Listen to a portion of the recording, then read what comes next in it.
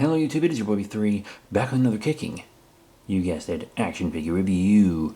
Today we are looking at the DC Multiverse Batman Superman fusion from Batman Superman World's Finest, specifically Volume 1, which I do believe I have reviewed on this channel if you want to check out the graphic novel review. Yeah, this is pretty cool.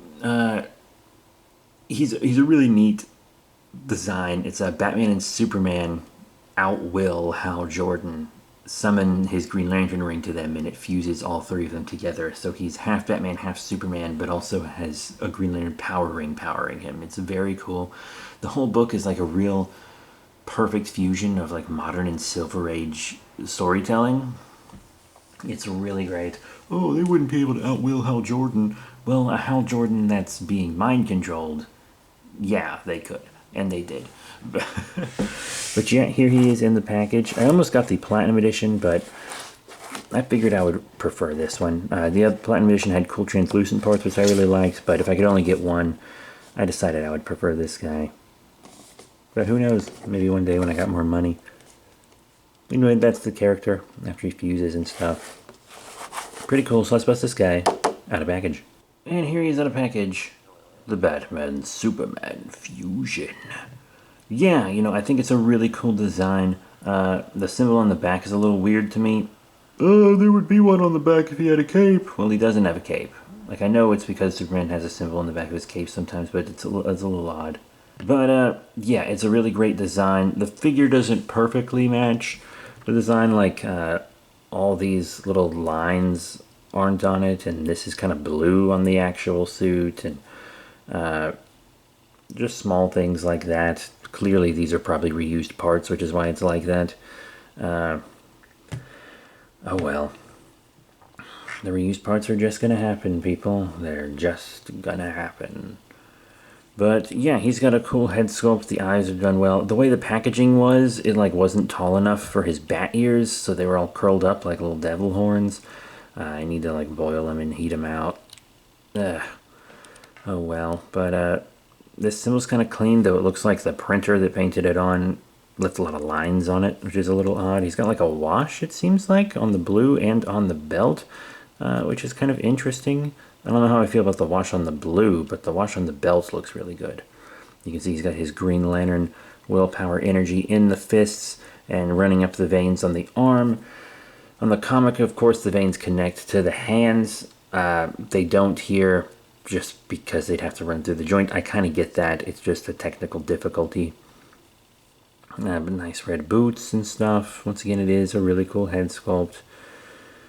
Yeah, could do a little better paint-wise, I suppose, and some of the details are a little off, but I still actually think it's a pretty good version of the character. And they released this relatively quickly after this comic came out, I believe, so relatively quickly. But yeah, let's take a look at articulation. The head goes up pretty decent, down side to side, a nice wobble. You can do an okay flying pose. You can look up enough if you include like the waist and torso, which can both swivel and move all around. You know, a lot of good movement on the arms, as you can see. There is a bicep swivel in there. You know, a double elbow bend forward and back on the wrists. You can turn the hands on the joints. Nice rotation and stuff. In and out on the legs. Come out a little farther, probably forward, back. McFarlane figures can actually kick back because they have rubber bussy coverings instead of hard plastic bussies like, say, Hasbro. A tiny bit of rotation, but not much. You do have a double knee bend up and down on the feet.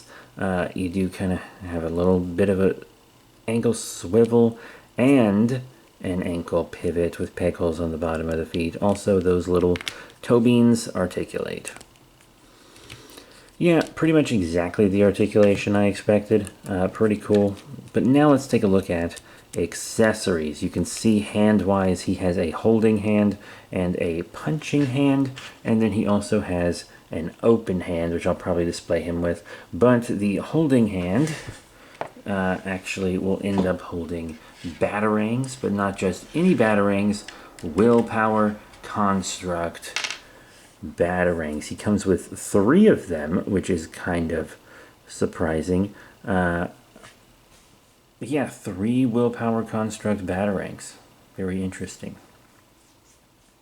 I'm not really going to display him with them, but they are a cool accessory to have. He also comes with the McFarlane DC stand that pretty much all these come with. I think that's a good inclusion. And also the trading card. I'm kind of getting sick of the trading cards. I liked it at first. It was reminiscent to toys from my childhood, but now I'm like, can I just have like 2 more hands instead? I mean, this guy has 1 fist hand and 1 holding hand. 2 holding hands would be nice since he has 3 accessories. Another punchy hand, maybe. Yeah. It's a good comic, so you should read it. Neat. So now let's do everybody's favorite part. Size comparisons. And here's our Batman Superman fusion with some of the detectives, and next we'll show him with the supers. Here on the left we have the first appearance Batman from McFarlane, which we have reviewed as well. And on the right, the DC Universe Classics question from Mattel. There will be a few Mattel figures in this video. 1, because a lot of my DC stuff is in storage. And 2, because I'm recording this after Mattel has announced they're going to be making DC figures again, but before we have any inkling of what that's going to be like. Basically all we have is an announcement at the time of recording this. But I wouldn't be surprised if there was stuff revealed by the time this is out, because I record stuff way ahead of time. But yeah, you can see he looks good with the first appearance Batman, who didn't want to stand, so I had to throw a stand on his foot. I don't know why I couldn't get him to stand today. He has like the same feet as this Batman. He just didn't want to cooperate today. So yeah, he looks good with other McFarlane figures, not so good with our Mattel figure. But the supers I have to show are kind of also Mattel's. So this one's a bit older, but one of our more recent DC reviews. We haven't been reviewing as much DC recently, unfortunately. But it is the Mattel DC Superheroes Black Suit Superman.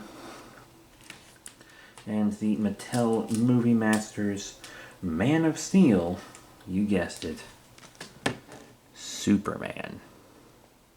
Both lines just way too small. So yeah, you're gonna need 7-inch, 6-inch and lower is just not gonna do it. So McFarlane, DC Direct, DC Collectibles, that kind of thing is what you're gonna need for him. But he scales well with his own line, as you saw, and that's really all that matters, right? So what are my final thoughts on the Batman Superman fusion from Batman World's Finest, or Batman Superman World's Finest and McFarlane Toys? He's pretty cool. He could be a little more accurate, and the accessories could maybe be a bit more diverse. And I don't like how they curled his little ears, but it's a good figure. It functions, it looks cool, and it depicts a character that we don't really have any other figures of yet. So I am very, very happy to have this, especially since his retail was $22.99 and I had a $5 coupon. So I got him for like 18 something after tax, which was pretty cool. But that is it. Thank you all very much for your support. Remember to rate, comment, and subscribe. Check out all the cool links in the description below. Facebook, Twitter, etc. I'll see you all next time. Bye for now.